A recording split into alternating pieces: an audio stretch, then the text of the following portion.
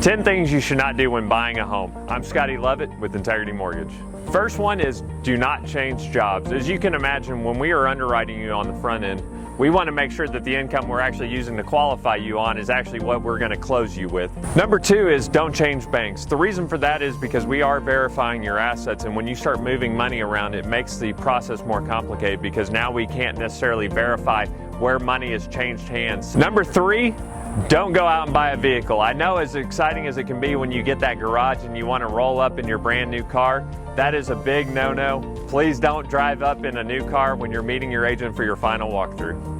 Number four, don't go out and buy that furniture. I know as exciting as it is when you see you're envisioning yourself living in that home and you walk into that furniture store with 0% down, the thing is, you don't want to get that furniture because you might not get a house. As you can imagine, that furniture is still going to be there waiting for you after you've closed on that home, and then at that point, that's when it's exciting because now you can actually furnish that home.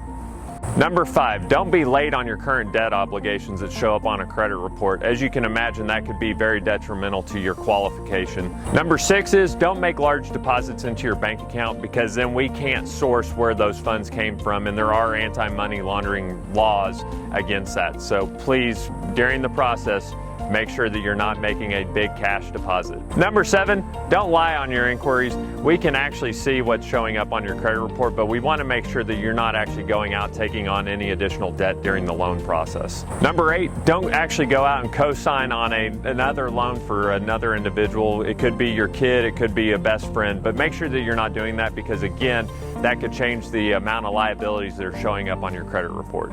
Number nine, don't go out and actually get any new inquiries on your credit. The reason that this could be impactful is, let's say that you haven't found that home and we have to re-pull credit. Now all of a sudden your credit score has dropped because of additional inquiries. So make sure during the home buying process that you're not going out getting those inquiries made on your credit report.